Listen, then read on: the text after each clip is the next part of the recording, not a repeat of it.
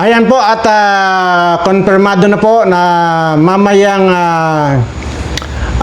alas 10 po ang libing nitong tikbalang na kawatan. At tama po yung inyong narinig na alas 10 po mamaya ang libing. Ngayon pong araw na ito ngayong araw na ito. Libing na po, ililibing na po itong tikbalang na kawatan dyan sa Kongreso. Ayan at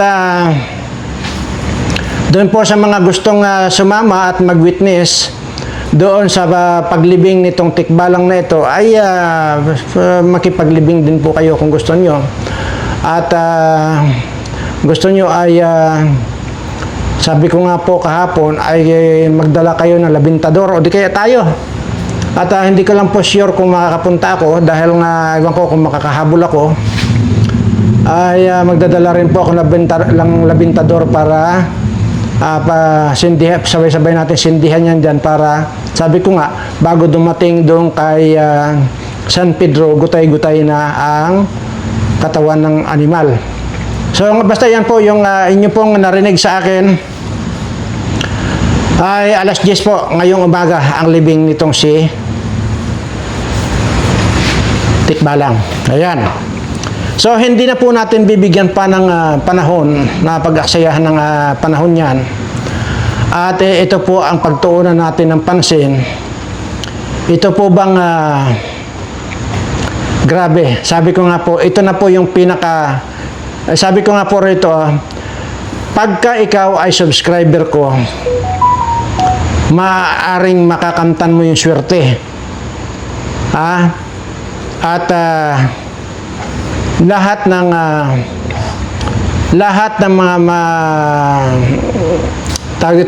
mga sumpa ay maaalis sa inyo bagkus magkakaroon kayo ng kaalaman. Kagaya po nitong akin didiscuss na ano nga ba yun? Ngayon po ay paano ba? Paano ko bang i-discuss ito? Hindi ko po kasi sigurado. Bagamat sigurado ako, kaya lang hindi ko po sigurado dito kung ano ang kahihinatnan ko kung i-broadcast ko ito ngayon. Nakakaunti pa lang po yung hawak ko. Ganon pa man ay bibigyan ko na lang po muna kayo ng warning.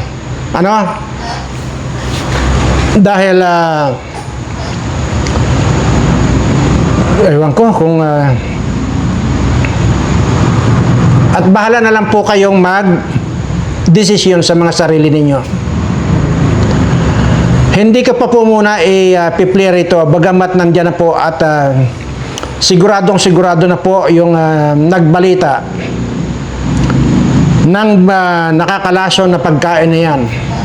Yan po yung paborito natin sa umaga lalo na. Sa katunayan po, yan ay kahit na hindi ka na mag-almusal ng kanin or what, basta mayroon pong kape ay ayos na. Di po ba? Yan po ang tutukuyin natin kape. Hindi po sa pananakot ito at yan po ay kasalukuyan po ngayon na nire-recall yang mga pangalan ng mga kape na yan. Pero sabi ko nga po dahil hindi pa ganun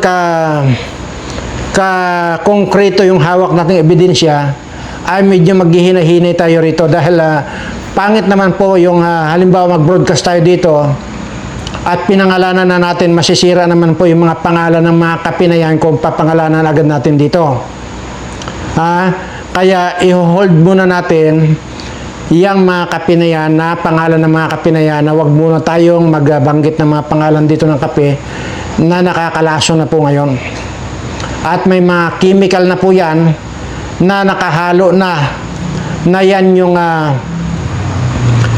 pagka naiti na panay-panay yung pag-take mo niyan. At siyempre, di ba? Hindi naman talaga maiwasan natin kahit sa anong oras yan. Umaga, mayroon pa nagkakape, tanghali, hapon, or merenda, nagkakape yan. At yun nga lang, ay kung ako ang tatanungin nyo, kung nagkakape ako. Opo, nagkakape ako, pero sinigurado ko po na ako mismo ang gumagawa ng kape. Lalo po dito sa amin ay napakaluwang po ng taniman ng kape rito. Dito sa amin. At kaya po sinisigurado ko na yung kape po na aking binibili na raw, bottle pa lang po yan, at ako na nagpo-proseso rito. Pababalatan ko yan sa aking mga tao. Ako mismo ang nagsasangag po yan, at ako na rin po ang nagigiling dito sa maliit kong machine. Tapos yan po yung aking kape na purong-puro po yan. So, sigurado po ako. Ngayon, sabi ko nga hindi muna natin papangalanan yung mga iba't ibang mga pangalan ng kape na yan, ng mga nakakalason. Pero ito lang po ang tandaan ninyo. Yung pong mga mahihilig na pumunta dyan sa mga, di ba meron kayong pinupuntahan ng mga sikat? May mga kwan dyan. Kape lang, mahal-mahal na. Di ba? Huwag na po. Mga 3-in-1, 3-in-1 na yan. Pero ito po, sabi ko ay bahala na po kayo kung kung iniisip mo ninyo na walang katotohanan, itong ating dinidiscuss dito, ay di, wala pong problema sa akin. Pero sigurado na po ako dito sa nagbalita na ito. At balang araw po, mga siguro ilang araw lang, at magkukuha po muna ako ng concrete evidence diyan. Saka ko po ipi-play sa inyo. Ipi-play ko lang po. At para na maintindihan talaga ninyo. So, hindi po Tagalog ito at English po yan at foreigner po yan ang nagbisto ng yung mga kape na binanggit niya, talagang nakakalason. At baka hindi po ninyo alam, mayroon na pong kwan dito ngayon, itong si Bill Gates, talagang lalo na yung mga vaccine na yan, ang purpose yun patayin ng mga tao. Yung mga kung ano-ano pa, yung mga pangontra sa pagbubuntis, nakakamatay na rin po lahat yan. Saan pa? Ito na nga po yung sinasabi ko sa inyo na dito sa channel ko, wala mang kakwenta-kwenta. Sabi ko nga, darating ang araw, magkakaroon ng kwenta at mapapakinabangan nyo itong dinadaldal ko rito. At imagine nyo, maliban dyan sa mga binabalita akong mga naghihingalo na, namamatay na, ay ngayon nga, mamayang alas 10, ililibing na si Tikbalang. Ililibing na po siya. Doon sa mga magko-comment na naman, bibirada na naman kayong fake news, alam-alam lang, andarin nyo lang utak mo. Sinasabayan ko lang po itong mga kwan, itong mga propaganda nitong mga animal ng mga tao. Yun po ang kwan ko dito, sinasabayan ko lang. Kasi kung kaya nilang gumawa ng mga propaganda, kayang-kaya ko rin pong gumawa ng kontra-propaganda. Yan po lagi ang itanim nyo sa isip ninyo, ano? Kaya yung mga kwan yan, yung mga sinasabi ko, ay pantapat lang po yan sa mga propaganda nitong mga animal. So ngayon, hindi ko po sure kung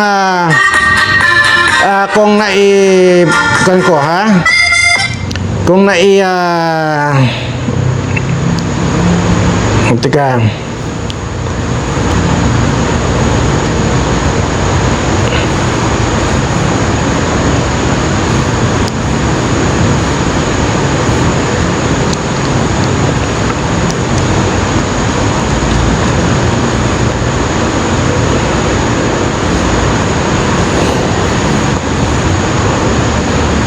Ewan ko, doon yata. Whole different matter and wag na tayong lumayo. Anton Lagda. Parang doon yata sa isang cellphone ko na kwan.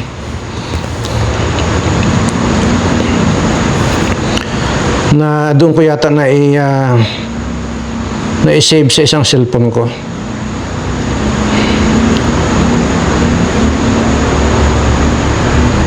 Oo nga, doon sa isang cellphone ko po na-save. At tandaan po ninyo, hindi ko man may pakita ngayon, nandun po sa isang cellphone ko. Ayoko na pong tumayo. Yun pong kwan ngayon ha. Kaya lagi nilang pinapalabas yung mga virus na yan. Ano? Di ba? Napapansin ninyo? At tinatapik din naman po natin dito, di ba? Yung mga pinapalabas ng virus kagaya nung ano yan, Nipah virus na naman yung bago na yan, di ba? Tapos biglang nawala. Kinokondisyon lang po pala ang utak natin dyan. At maglalagay sila ng totoong virus.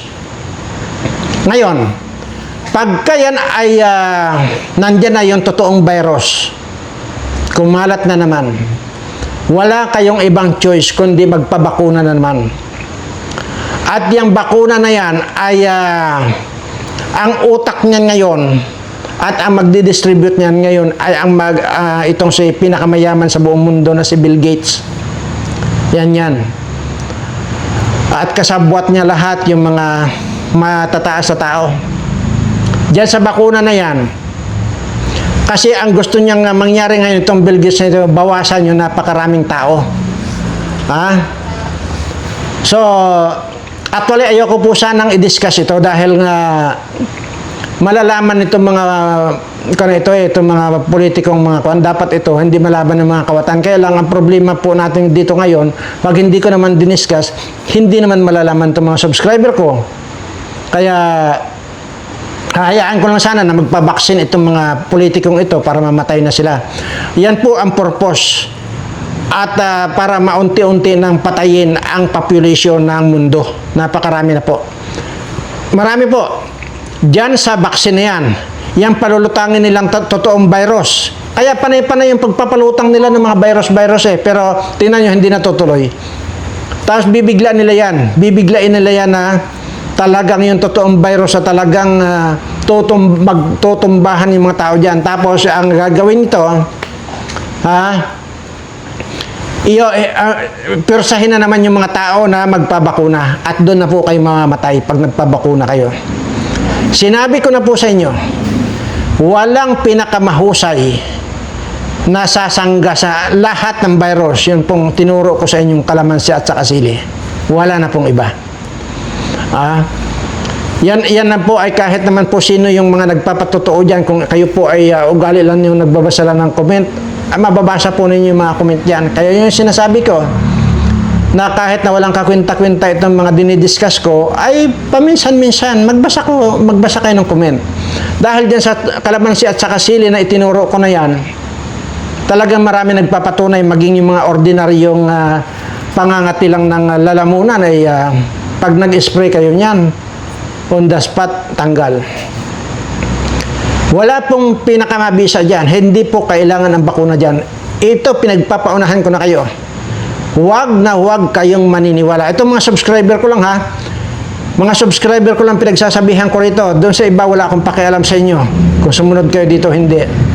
At gusto ko nga sana, ayaw ko nang i-discuss to dahil malalaman itong mga ibang mga politiko ito. Dapat magpabakuna na rin itong mga animal na mga magnanakaw ng politiko ito eh. So dahil nga po sa hindi ko naman maisa-isang puntahan itong mga subscriber ko para pagsabihan ay ito. Dinaan ko lang po rito sa kwan. So kung darating man po ito, at alam ko darating na po yan. Sa bawat araw po na dumarating, lumalampas, nandun po lagi ang inyong mga panganib. Tayo. Ako naman medyo hindi ko na masyadong isasali yung sarili ko dyan dahil nga sigurado naman po ako na dito sa kinalalagyan ko ay wala yan. So, pag dumating man po yan, ipaglaban nyo na po na huwag kayo mabakuna. Bagkos. Yung kalamansi at saka sili na tinuro ko sa inyo, yun na lang po ang gawin ninyo. Yun lang po. Ayoko na pong uulit-ulitin yan at nandiyan naman po yan sa video ko kung paano ang proseso ng paggawa ng kalamansi at saka sili na yun.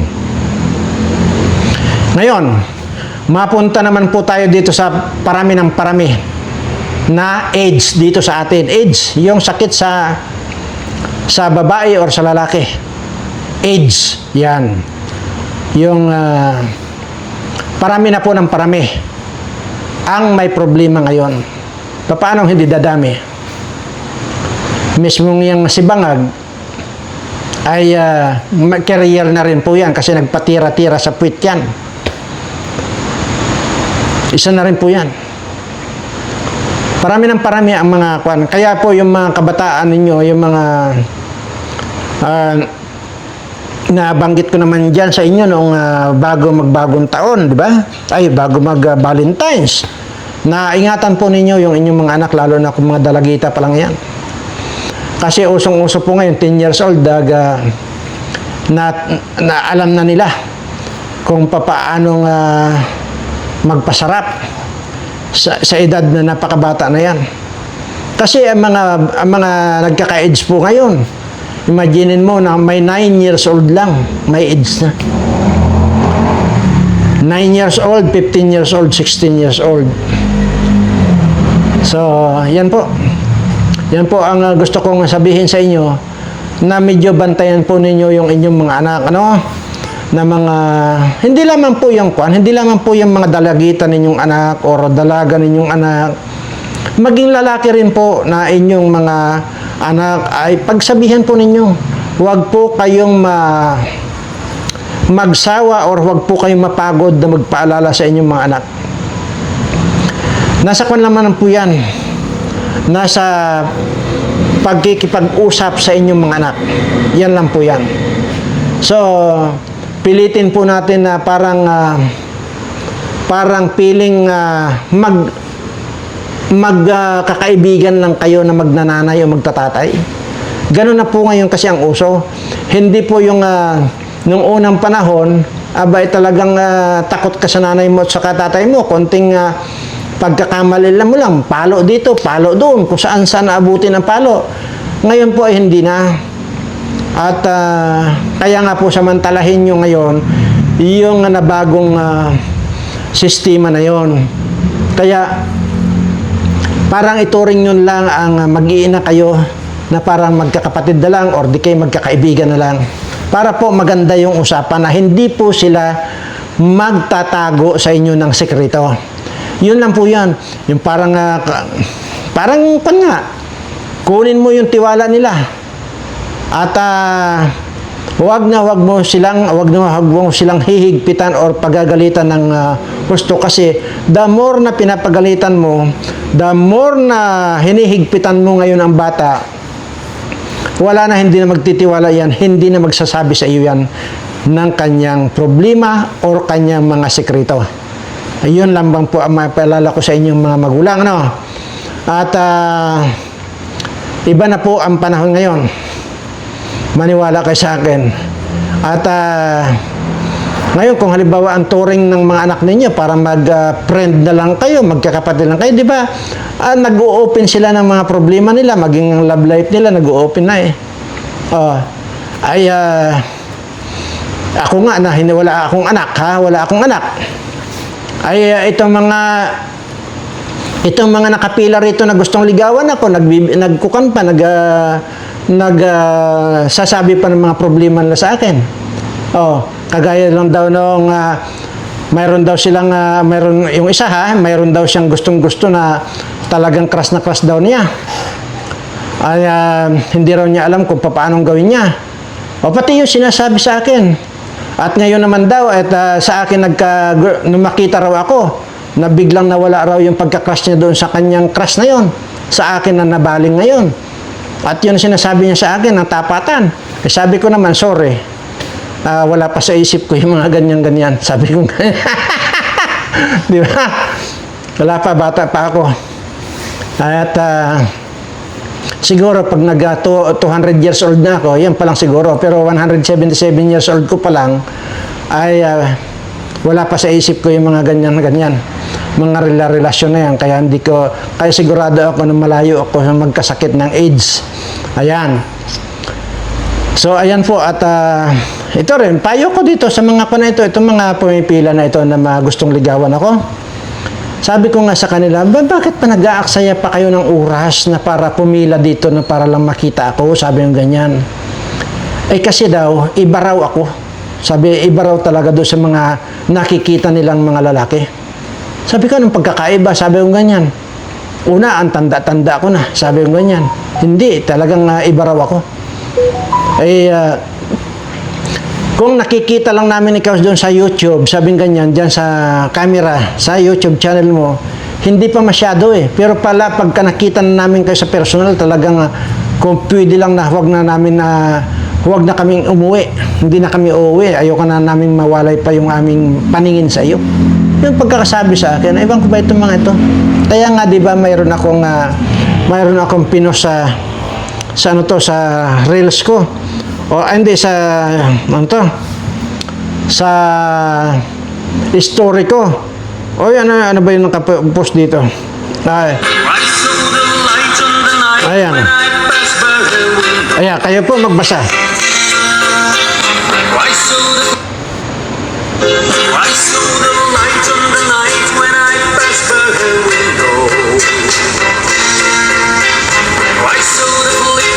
Shadows of love on her mind. Yan, kaya ko po ay pinost yan. Dito sa story ko, talagang minsan napipikon din po ako. Kaya tuloy, hindi ko mapigilan yung sarili ko. Kaya nakapag-post ako na sa story ko na putang inang buhay ito, sabi yung ganyan. Sa tuwing bubuksan ko lang tong messenger ko, puro I love you. Kaya, nako. Pero, ito ang tandaan nyo sa akin. Sa mga gusto pa pong manligaw sa akin, hindi na po. Talagang sarado na po yan. Wala na po akong plano pang tumanggap pa ng relasyon. Una, nadala talaga ako dun sa mga naging ex ko, ang tatakaw. Hindi dahil sa nahihirapan ako mag-produce ng pagpalamon ko sa kanila. Hindi ganon. Dahil sabi ko nga naman dito, meron akong 24 hectares na palayan. Kaya hindi rin ako bumibili ng bigas. Una, hindi rin ako kumakain ng bigas, ng kanin. Sa mga tao ko lang yan. At saka dito sa mga iniikutan namin. So, wala pong problema sa akin kung matakaw. Ang pinaproblema ko doon, wala na siyang ginawa kundi kumain. Habang kumakain, nakaupo sa sinindoro. So, paano na lang ang kahit na gusto kong maglambing, gusto kong lambingin ako, hindi na siya makalambing. Imagine mo, habang nakaupo sa inidoro, nandiyan nakahain yung kanin na halos isang drum na. Hindi tatayo sa inidoro yun hanggat hindi ubos yung kanin na yun, pagkadami-dami. Iyon ang problema ko. Pero doon sabihin nyo na, dahil sa umaangal ako sa mga kinakain niya, hindi po. Hindi yun ang inaangalan ko.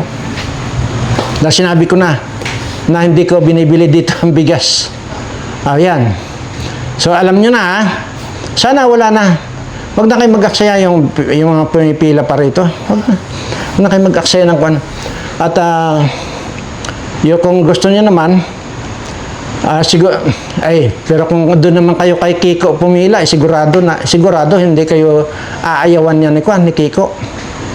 Kahit na porthan kayo, kahit na nilaway-lawayan na kayo ng kung sino-sino, ay tatanggapin yan. Pagka kay Kiko, sa akin iba, ayaw ko ng ganun. Kaya tama lang na huwag kayong pumila doon kay Kiko kasi nga, siguraduhin ko, papatusin kayo yan. Ay kung yung asawa nga niya, pinatos niya. Yung asawa niya ngayon. Mahigit 10 lalaki ang naglaway-laway dyan na pangasawa niya na yan, burikat na yan. Tapos pupunta kayo dyan, hindi kayo tatanggihan ni Kiko. Pero dito sa akin ay medyo laylo muna kayo. Anyway, pupunta naman po tayo dito sa kwan. Ito, bigyan ko lang po ng Andrea. Ito. Uy. Sakon pala ha. Matatanggal na itong messenger pala sa April daw yata. Ha? Matatanggal na raw. Di mabuti naman para wala na akong mabasang I love you dito sa messenger ko. Ito ha. Sabi sige bago ko basahin yung importante mamaya. Ito muna. Yung messenger ha, messenger po mawawala na po, tatanggalin na ng Mita. Kaya nung mabasa ko ito, antimano, sinave ko na agad at i-discuss ko nga sa inyo.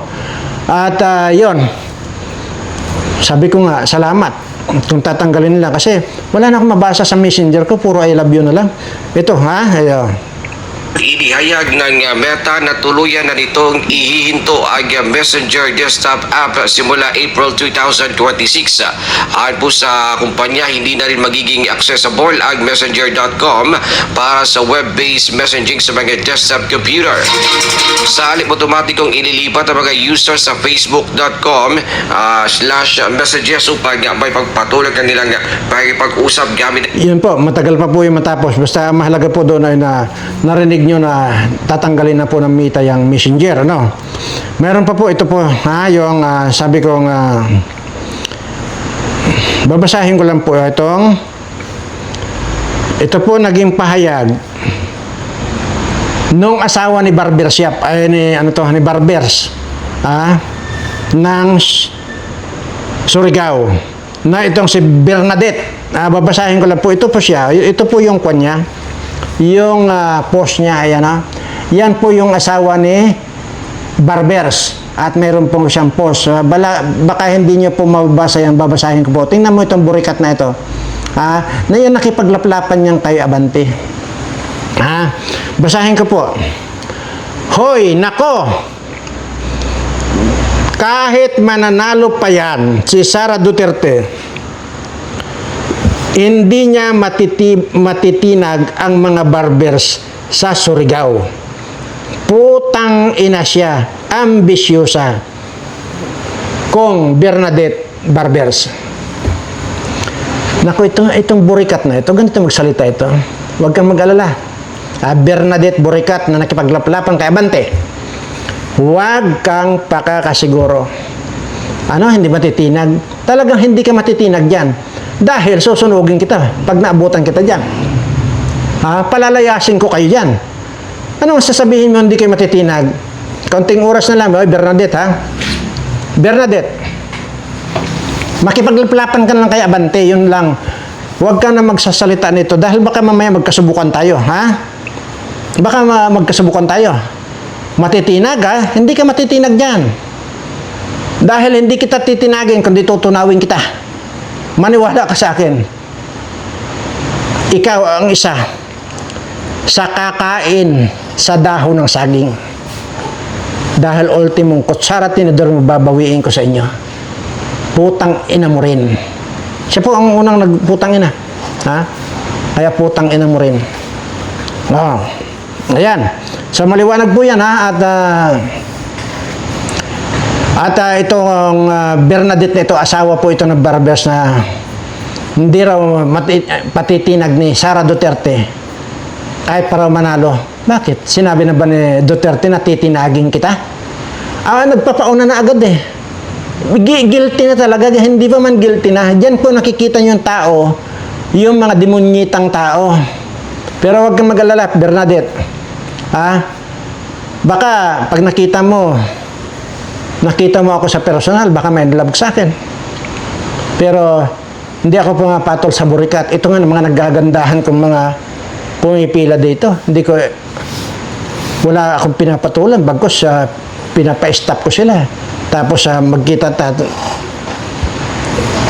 magkikis-kis ka labi ko kagaya kay Abante. Hoy, hindi ito lumalapat sa mga labi ng mga burikat.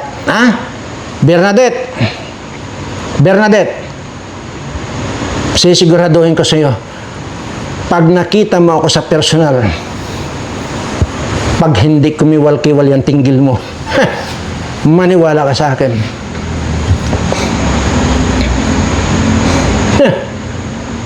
Kung ito nga Sharon Burikat na ito halos mabaliw-baliw yan sa akin Kahit na sino, pagka gusto ko. Pero sabi ko nga, hindi ako pumapatol sa mga burikat. Ayaw kong palapatin itong lips ko sa mga lips ng mga burikat. Mahiya ka. Ito mga kababayan, abangan ninyo. Sikapin ko magkita kami nito. Oras lang na masulyapan ako nito, hindi na uuwi kay Barbers yan. Ipagpipilitan na niya yung sarili na dito sa akin. Hindi nyo natatandaan, ilan yung mga congressman, yung may mga asawa ng congressman, dito hindi nila alam, pumupunta sila dito sa akin. Siguro kung ako ay malibog na kagaya nila, ay hindi na ako na patungan na ng ipot yung mga ulo ng mga asawa nila. At kung ako ay mapagsamantala rin, hotutan ko lang ng hotutan itong mga asawa ng mga congressman na yan, aba ay malilimas. Utusan ko lang ito na pagpapatayin nila, lasunin nila yung asawa nila at pakikisamahan ko itong mga ito gagawin nila Pero hindi ko po gagawin yon. Ayoko pong makompromiso yung labi ko sa labi nila. Ay, nako. Baka mamaya maamoy imburnal pa yung Bernadette na yun. Ako po. Bantayan nyo nito ha. Oras na magkita kami nito. Oras na nasulyapan niya ako at tumama ang mata namin. Titiyakin ko sa hindi na uuwi kay Barbers yan. Sige po, masyado nang marami na tayong kayabangan. Kayabangan dito. At ituring lang po muna natin kayabangan hanggat wala pang nangyayari. Pero kung nangyari na, hindi na kayabangan yun, di ba? So, ganun na lamang po at ano pa ba? Sino pa ba yung kwan? Tika, para tuloy-tuloy na. Ha? Si kwan ba ito? Uy, itong isang nako po. Sige, bukas na lang itong si Risa na maputla ng bilat. Naglilinis-linisan. 3 billion ang insertion nitong hayop nito. Nagdudurong-durungan itong Risa na maputla ang bilat. Pero 3 billion pala. Sige na nga, i-play ko na nga lang. Yeah. Ano ka naman maniniwala na may insertion, especially sa flood control, si Senator Dorisa Ontiveros, ang tingin natin sa kanya, talagang hindi siya papayag dito, especially itong usapin ngayon. Papunta na tayo sa exciting part. Magkano ba talaga ang insertion ni Senator Risa Ontiveros ayon mismo sa record ng Senado? Ito, yun. Ay, napindot. Ay, lumabas. Yan na po. Yan po yung ilan sa mga insertion o amendment ni Senator Risa Ontiveros. Ang total po, 3 billion 35 million 800,000. Tapos, andyan po yung mga project, construction of multipurpose. Ayan po. Mahaba pa po yan. 3 billion. Tingnan mo. Kaya namumutla ng bilat nito Dahil dyan, at ngayon, ang lakas ng loob niyang pumasok sa kakandidato kasi nga, may 3 billion na siya. Di ba? Ganyan lang pa, ang daming kwan ito, mga mapagkunwari, mga magnanakaw din ito. Anyway, so, yun po sa akin, mamaya pong alas 10 ay libing po ni Tikbalang, At alas 10 po yan, libing. Kung gusto po nyo makipaglibing, ay pumunta po kayo doon para masaksihan nyo na ihuhulog na siya sa hukay. So maraming salamat po at nawa ay nakapagbigay tayo ng alarm dito sa ating mga magulang na bantayan nila yung kanilang mga anak at kausapin ng masinsinan yung kanilang mga anak para hindi po magka-problema sila na maka-acquire sila ng AIDS. Ano po? At ganun din po doon sa kung mayroon man, kasi wala pa naman kung mayroon man silang pasasabugin ng mga virus, yan po lahat, gawa po lahat ng tao yan. Sinasabi ko lang po, kung inyo pong napapanood yung aking mga previous video, kayang-kaya ko rin po mag-formulate ng virus. At kaya nga po na-form namin yung kalamansi at saka sili na yan. Dahil doon sa team ko na mga scientists. Yan. So, sana nakapagbigay ako ng konting warning lang sa inyo. At saka doon sa kape. Ngayon pa lang po ay mga 3-in-1 na yan. At sikat na kape dito sa atin. Ayoko muna mag-mention, sabi ko nga, may lason pala. Anyway, so saka na po natin i-discuss yan para po may talagang mas maganda kasi kung may hawak talaga tayong ebidensya talaga at magkapit-pita ng bayag At saka ayaw ko rin naman manira sa mga produkto. Pero siyempre, kung kasiraan na rin ng mga subscriber ko ang involved dito, ay hindi naman po pwedeng magsawalang kibo ako rito. Hindi po pwede yun. Sasabihin at sasabihin ko yan. So maraming salamat po at sa lahat po ng subscriber ko, ginagawa ko po lahat ng ito dahil mahal na mahal ko po kayong lahat.